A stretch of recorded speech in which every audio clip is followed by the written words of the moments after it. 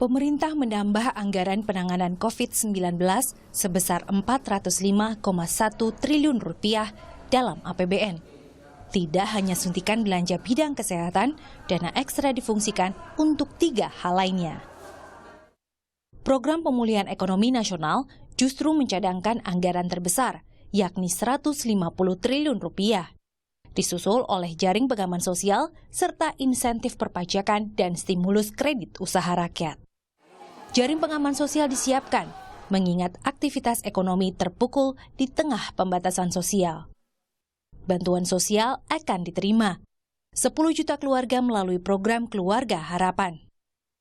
20 penerima melalui kartu sembako. 5,6 juta orang melalui kartu prakerja. Pemerintah juga mencadangkan dana Rp25 triliun untuk pemenuhan kebutuhan pokok. Selain itu, pemerintah membebaskan pembayaran tarif listrik bagi 24 juta pelanggan listrik 405 volt ampere. Sedangkan bagi 7 juta pelanggan dengan daya 900 volt ampere bersubsidi, hanya perlu membayar 50% tagihan. Kebijakan ini berlangsung selama 3 bulan. Guyuran stimulus ekonomi bakal membuat belanja negara membengkak. Konsekuensinya, defisit APBN melebar, seperti dalam peraturan pemerintah pengganti Undang-Undang Nomor 1 Tahun 2020 yang sudah ditandatangani Presiden. Perpu ini juga kita terbitkan untuk mengantisipasi kemungkinan terjadinya defisit APBN yang diperkirakan mencapai 5,07%. Oleh karena itu, kita membutuhkan relaksasi kebijakan defisit APBN di atas 3%.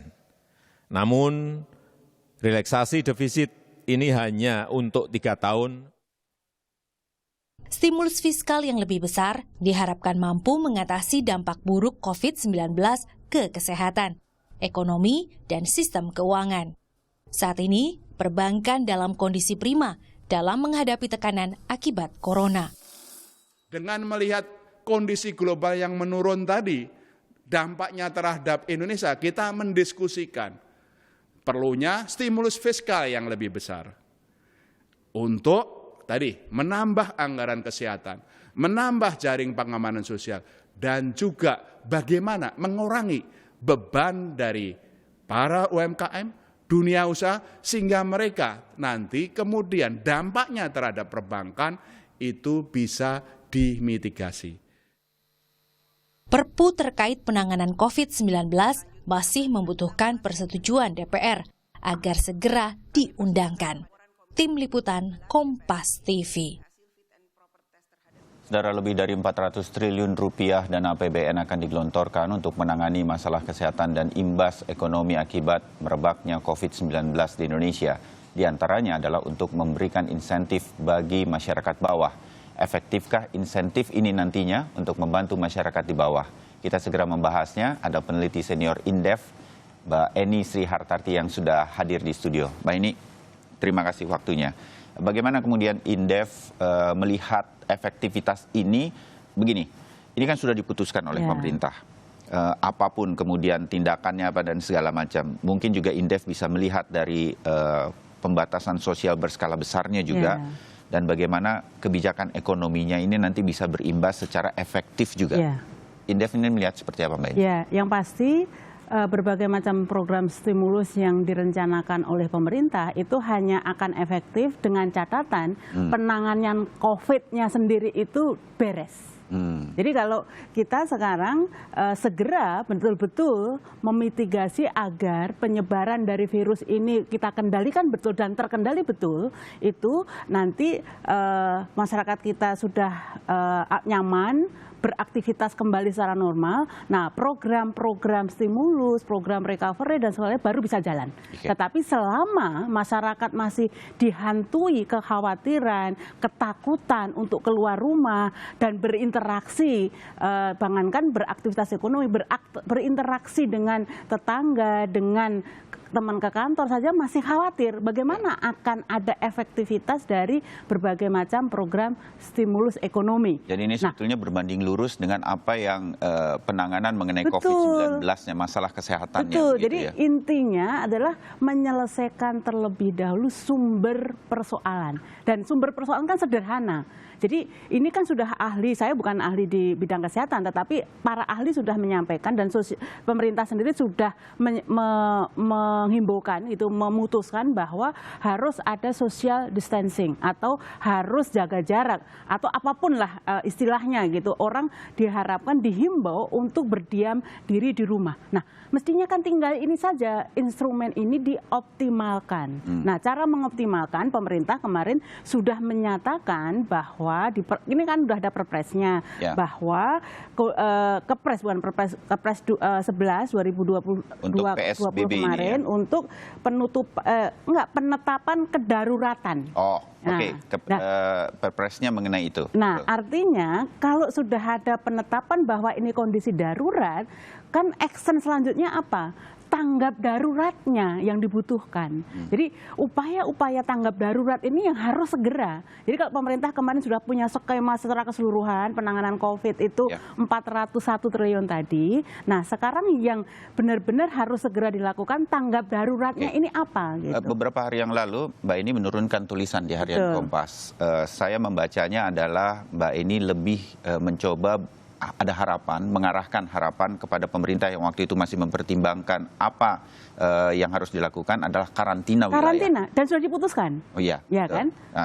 Nah, sekarang begini, pembatasan sosial berskala besar yang sebetulnya sudah kita lakukan selama 14 hari lebih ini, apa yang kemudian harus dilakukan lagi agar ekonomi, permasalahan yang kedua yang akan ditangani di masalah ekonomi untuk masyarakat berpenghasilan rendah, masyarakat bawah ini bisa efektif begitu. Betul. Nah, ini kan saya melihat begini. Mungkin masyarakat juga banyak yang menilai bahwa bekerja dari rumah, sekolah dari rumah, rasanya cuma sekolah dari rumah ini yang agak berjalan dengan baik. Beribadah dari rumah juga sudah perlahan tapi pasti. Tapi lambat, bukan segera dilakukan begitu. Kurang terkarantina, kurang orang diam di rumah selama 14 hari sehingga kemudian tidak menyebarkan ini. Nah, itu yang belum terjadi. Pilihannya sekarang, kalau mereka diharuskan berdiam diri di rumah, sementara dia tidak punya sumber daya untuk, sumber daya terutama kebutuhan dasarnya apa? Makan. Nah, kalau dia nggak punya itu, maka mereka nggak mungkin tidak keluar rumah. Nah, artinya apa? Mereka takut virus corona, tapi mereka lebih takut keluarganya tidak makan.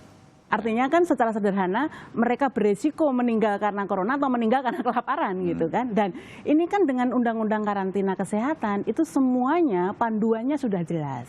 Ya, jadi dan kemarin ketika ditetapkan ini menjadi darurat, artinya undang-undang itu sudah langsung bisa diberikan payung hukum untuk melakukan berbagai macam upaya-upaya tanggap darurat. Jadi kan jelas sekali ketika sudah karantina berskala besar, itu kan bagian dari karantina. Apapun istilahnya, tinggal yang diambil ini karantina wilayah atau karantina berskala besar gitu kan. Nah, artinya dengan perpres itu kan setelah Kepres ada PP. Nah, PP ini sebenarnya bisa langsung menjadi dasar pemerintah untuk mengeksekusi formula-formula yang sudah disiapkan, termasuk anggaran bantuan untuk social masyarakat, safety net. Untuk social safety net. Jadi yang Mbak ini sampaikan sekarang adalah mana tanggap daruratnya yang belum terlihat kira-kira begitu menurut saya, itu yang social safety net-nya. Social safety net-nya. Jadi social safety net-nya itu kan pemerintah sudah di dalam kondisi normal saja sudah punya skema untuk katakannya melalui apa? Pertama ada PKH, ada kartu sembako, ada kartu, bahkan sekarang diganti ditambah lagi prakerja dan ada lagi misalnya skema bebas listrik dan sebagainya. Oke, ini kan bisa tinggal dibikin timelinenya. Tapi intinya adalah bahwa upaya pemerintah mempunyai skenario untuk pengendalian atau untuk sosial ini, dana-dana untuk sosial ini sudah ada. Nah, sehingga sebenarnya ini kan langsung bisa dijadikan untuk anggaran tanggap darurat. Jadi begitu misalnya seluruh serentak, katakanlah yang zona merah dulu deh, DKI gitu kan. DKI langsung semuanya dihimbau untuk berdiam diri di rumah. Dengan langsung misalnya yang memang berhak sesuai dengan kriteria yang ada di undang-undang, pertama pasti orang miskin, atau yang rentan miskin, katakanlah DKI kan rentan miskinnya 1,2 juta. Nah, yang informalnya 1,5 juta. Katakanlah itu kan hanya 3 juta orang. Kalaupun ditambah yang informal tapi tidak punya KTP DKI, katakanlah menjadi 4 juta. 4 juta kali katakanlah sehari itu 100.000. Itu kan hanya 1.414 kali 100, 1.400.000. Kali 4 juta, hanya sekitar kurang dari 6 triliun rupiah. Nah, hitung-hitungan itu kan sudah dihitung, sudah dipertimbangkan. Kemudian menjadi 400 triliun sekian APBN ini akan digelontorkan begitu. Jadi sekarang kalau kemudian orang berharap ini bisa cepat terlaksana dengan kata-kata darurat kesehatan, harusnya ini bisa segera turun. Segera kan sudah disusun juga ada PP, ada Perpres, cuman yang kita kemarin agak menimbulkan pertanyaan itu, kenapa kalau di undang-undangnya kan wajib tuh Mas Bay. Jadi di undang-undang karantina itu ada hak dan kewajiban masyarakat. Artinya kalau hak masyarakat kan kewajiban negara. Jadi intinya di dalam undang-undang itu, ketika ada karantina wilayah, itu pemerintah harus menjamin pelayanan kesehatannya itu sendiri, termasuk hak-hak dasar masyarakat. Disebutkan di situ ada pangan misalnya, dan kebutuhan sehari selama karantina. Nah, tetapi di dalam PP-nya itu bunyinya di pasal 4 itu hanya pembatasan memperhatikan. Nah, jadi ini kan bagaimana mungkin aturan yang operasional lebih rendah dari yang mestinya kan menjadi juklaknya dari undang-undang. Ini justru penekanannya ini justru lebih rendah dari perintah undang-undangnya. Kita akan analisa ini, mengapa halnya seperti itu setelah jeda. Mbak ini tetap bersama kami. Kami segera kembali.